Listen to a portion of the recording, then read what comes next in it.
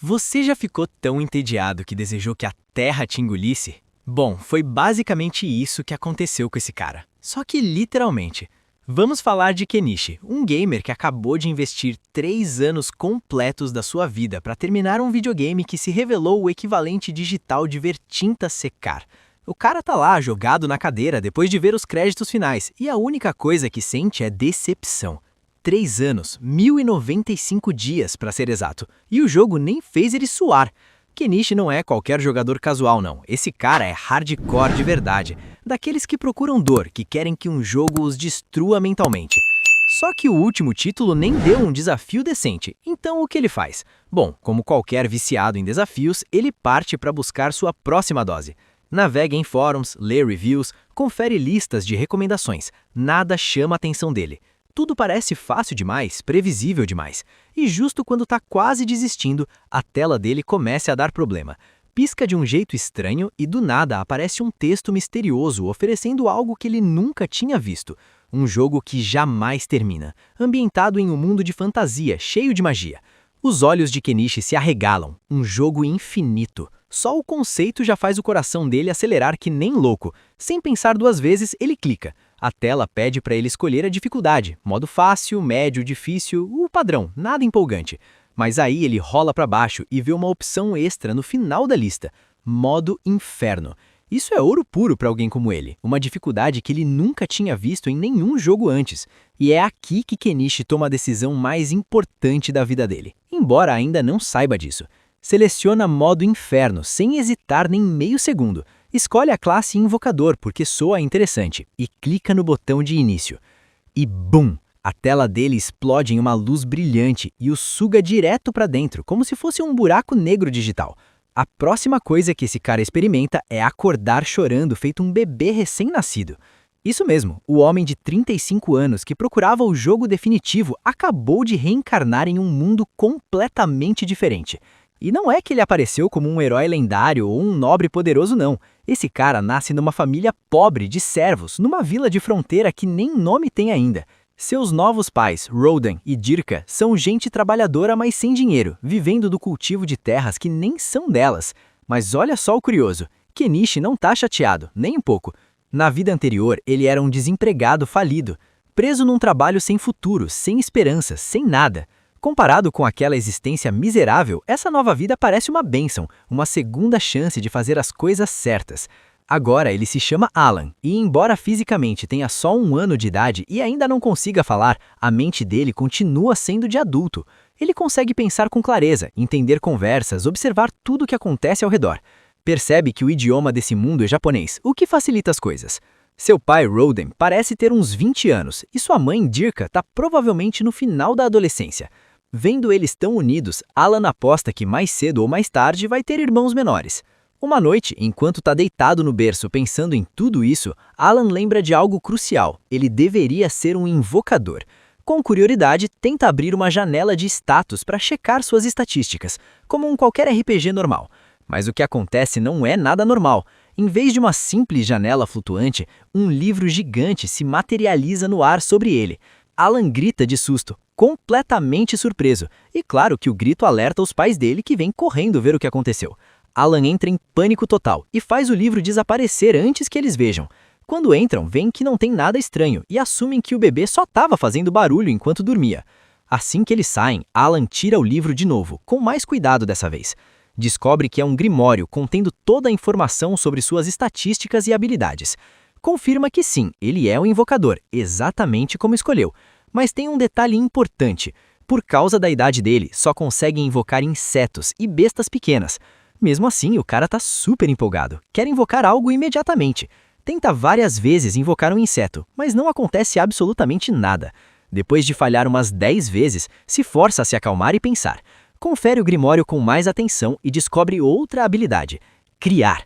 Quando ativa ela, aparece uma carta de fabricação para um inseto na frente dele. Aí entende o processo. Primeiro tem que criar a carta, depois pode invocar a criatura.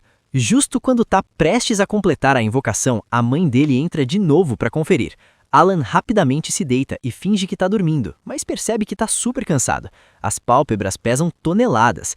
Decide que é melhor descansar e tentar de manhã. No dia seguinte, quando os pais não estão vigiando, Alan finalmente completa sua primeira invocação bem-sucedida. Um gafanhoto gigante se materializa e pula direto na frente dele. Alan se assusta, mas rapidamente se recupera e tenta dar ordens, mandando ele obedecer. Mas o gafanhoto tá nem aí, não liga pra ele e só fica pulando por conta própria, fazendo o que quer. Confuso, Alan confere o grimório de novo, procurando respostas. Encontra as estatísticas do gafanhoto e descobre que precisa dar um nome para a criatura invocada.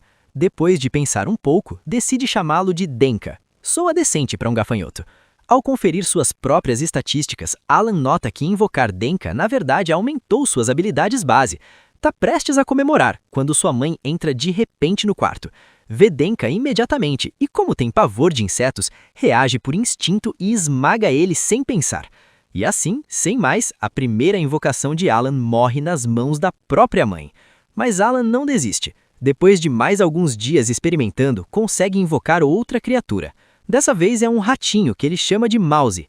Infelizmente, Mouse se revela tão burro quanto Denka, não escuta ordens e basicamente faz o que quer.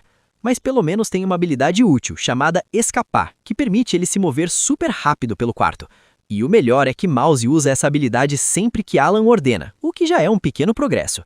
Alan dedica o dia inteiro a estudar o Grimório obsessivamente, lê cada página várias vezes, tentando decifrar como a invocação realmente funciona e o que precisa fazer para criar monstros mais fortes que obedeçam comandos direito. Testa diferentes métodos, teorias, combinações de habilidades, mas não importa quanto estude, não encontra uma resposta clara.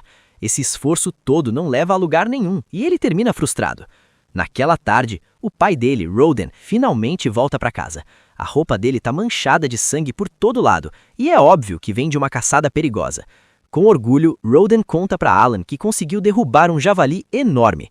Descreve o quão gigante e assustadora era a besta, então pergunta se ele quer ver. Alan fica incrivelmente empolgado. Esse seria o primeiro monstro que veria nesse mundo. Vendo o quanto o filho tá animado, Roden decide levá-lo. Essa é a primeira vez que Alan sai de casa e tá super empolgado. Durante o caminho, o pai dele aponta para um bando de pássaros voando juntos, chamados alabastros. Roden explica que durante essa época eles voam para o norte, sinalizando a chegada do outono. Também conta que deu o nome Alan em homenagem ao herói Alba, o que faz Alan sentir um pouco de pressão. Depois de caminhar uns 10 minutos, chegam no lugar onde estão esquartejando o javali. Várias pessoas já estão lá trabalhando juntas para processar um monstro gigante. No começo, Alan tá cheio de empolgação enquanto observa de perto, mas depois de examinar com mais cuidado, essa empolgação se transforma lentamente em medo genuíno. Ver um monstro tão gigante e poderoso pessoalmente faz ele entender o quão aterrorizante esse mundo realmente é. Alan percebe que se tivesse que lutar contra algo assim agora mesmo, não teria nem a mínima chance de sobreviver, seria tipo um inseto sendo esmagado. Depois de um tempo, um dos vizinhos, chamado Gerda, se aproxima de Roden e parabeniza ele por derrotar o javali. Os outros aldeões também começam a comemorar. Todos sabem que derrubar um javali desse jeito não é nada fácil e que é uma conquista impressionante. Roden apresenta Alan formalmente para o Gerda, e Gerda fica completamente sem palavras ao ver o quão educado e bem comportado Alan é, especialmente considerando que só tem 1 ano de idade. É tipo ver um adulto preso no corpo de uma criança. Alan aproveita para perguntar para o Gerda o quão forte um javali realmente é. Gerda explica algo crucial. Os javalis são naturalmente monstros de rank C, e normalmente são necessárias umas 20 pessoas trabalhando em equipe para derrotar só um. Ao ouvir isso, Alan faz uma nota mental da informação. Isso dá para ele um ponto de referência super claro sobre os níveis de poder nesse mundo e o que poderia enfrentar no futuro. Se um monstro rank C precisa de 20 pessoas para ser derrotado, então ele está basicamente no nível de uma formiga em comparação. Passam aproximadamente 10 meses de treinamento constante, experimentação com as habilidades e estudar o Grimório religiosamente. E finalmente, Alan recebe boas notícias. Alcançou o nível 2 como invocador. Esse aumento de nível permite ele criar cartas de criaturas de rank G, o que é um avanço enorme. Além disso, ganha uma habilidade completamente nova que permite fundir suas criaturas invocadas. E o melhor de tudo é que o espaço de inventário dele dobra, permitindo armazenar o dobro de melhorias que antes. Essa noite, depois de terminar o jantar, Alan está mais empolgado que nunca. Com um novo nível, nova habilidade de fusão e inventário expandido, se prepara ansiosamente para testar a técnica de fusão pela primeira vez. mas a decepção chega rápido. Não importa o quanto tente ou quão cuidadosamente siga o processo, a fusão simplesmente não ativa, nem quando o MP dele está completamente cheio. Isso frustra ele bastante, mas ele entende a realidade. Ainda é muito jovem e ainda não é forte o suficiente. Essas coisas levam tempo. O tempo continua passando. Quando Alan completa 3 anos, fez um progresso notável no caminho dele como invocador.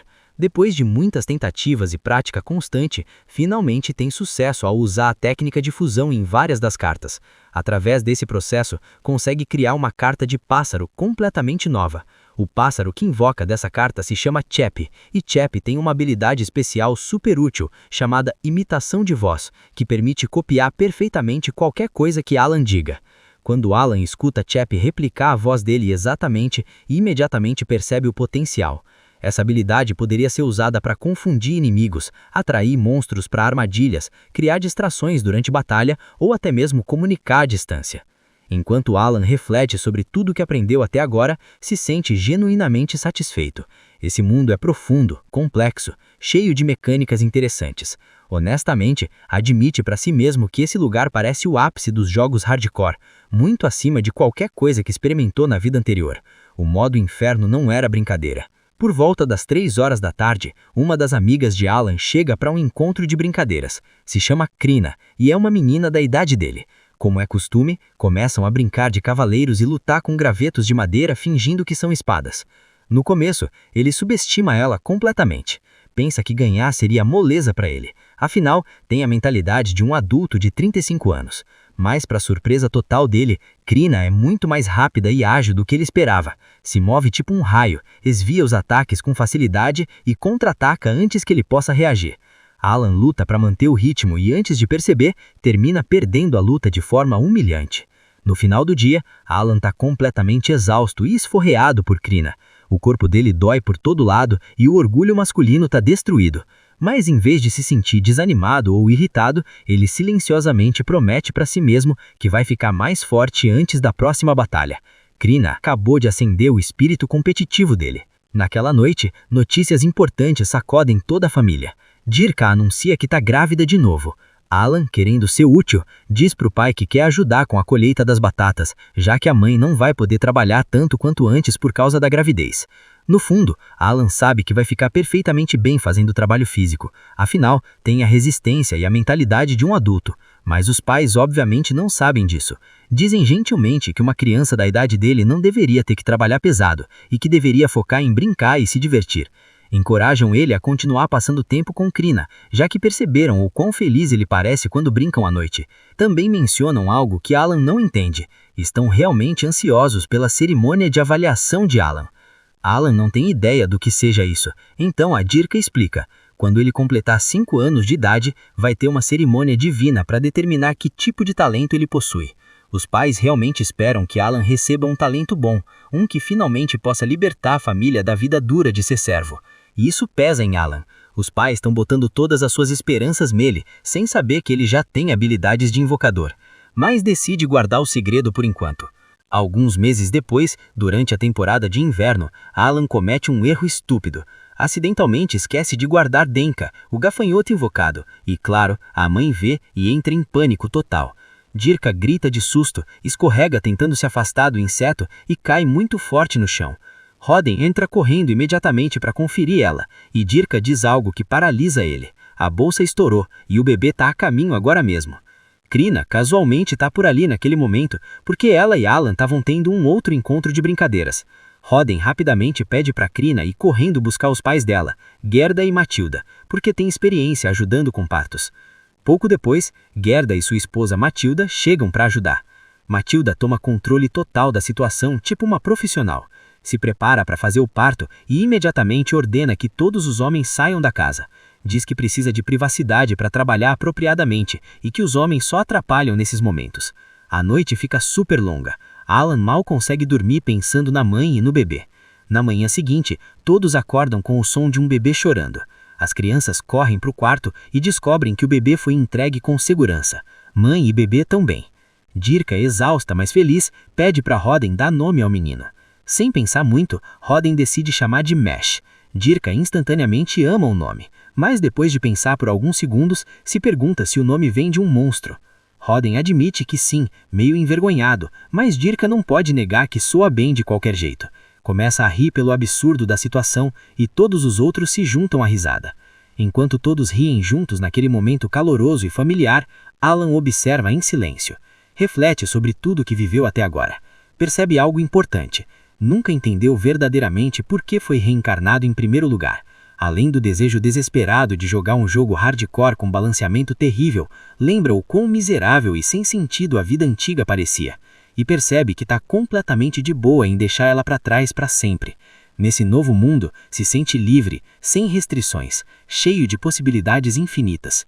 Mais do que tudo, sabe que essa nova família é a melhor parte da sua nova vida. Esses momentos simples de risada, de amor, de conexão genuína, são coisas que nunca teve antes. Ainda não tem certeza de como vai fazer exatamente. O caminho vai ser longo e difícil, mas enquanto observa a família reunida ao redor do novo bebê, Alan faz uma promessa silenciosa e firme para si mesmo. Não importa o que custe, não importa quantos anos leve, ele vai libertar a família da vida dura de ser servo. Ele vai dar para eles a liberdade e a dignidade que eles merecem. Essa é sua nova missão, seu novo propósito nesse mundo. Se você quer a parte 2, me avisa deixando um comentário.